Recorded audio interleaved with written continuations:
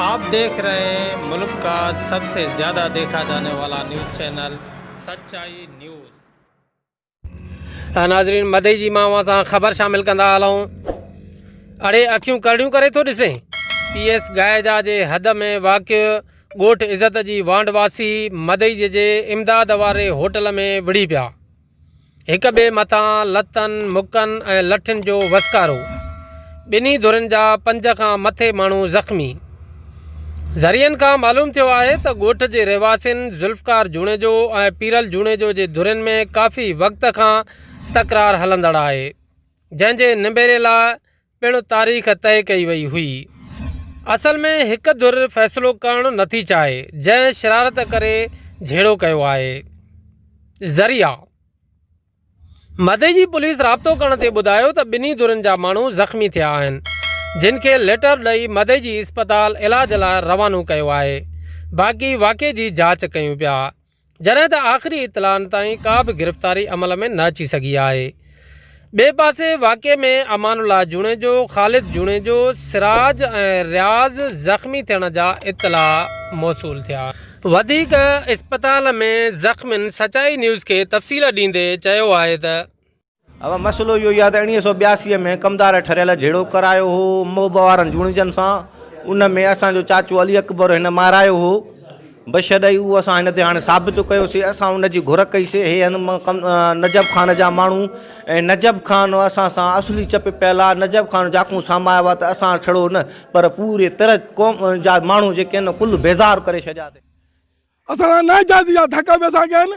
ऐशो छोकिरा आहे मदई जो बि मुंहिंजे छोकिरनि खे ॿुधायो आयो हाणे को मां कारो कंहिंजे जूणजा जो न आहियां, न कंहिंखे धक्का आहिनि। अञा बि मुंहिंजे हिसाब सां ॾेई पर नजब ख़ान को मां कुल उहो मुंहिंजी इज़त नथो सहे। असुल मसइलो त नजब ख़ान मुंहिंजी इज़त नथो सहे।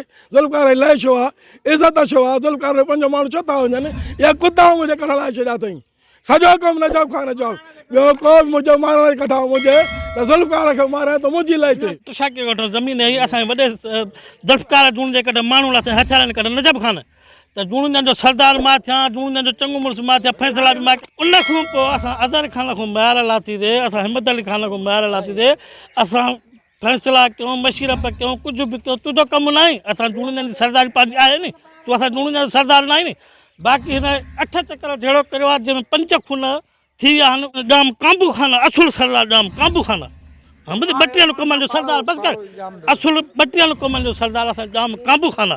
असुल असांजो सरदार जेको आहे त रसूल पशकू ऐं गुलमंद ख़ान जूण जो मिर्ज़ापुर में सरदार असांजो जूणनि जो। हे असांजो सरदार न आहे।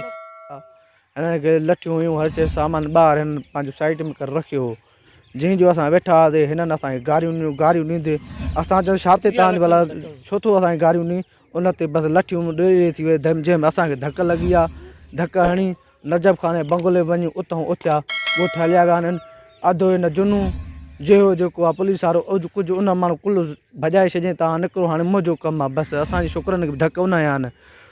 असांजे छोकिरनि खे थाणे में FIR दाख़िल कराइण विया आहियूं बि पोइ बि असांखे रत वहे थी। मूंखे असांखे पाण खे धक आया। खैर नाज़रीन, मज़ीद खबरें और अपडेट्स के लिए देखते रहिए सच्चाई न्यूज़। आप हमारी खबरें किसी भी वक्त YouTube, ट्विटर और फेसबुक पेज पर सच्चाई न्यूज़ स्पेल है SACHAI स्पेस NEWS लिखने के बाद सर्च करके देख सकते हैं।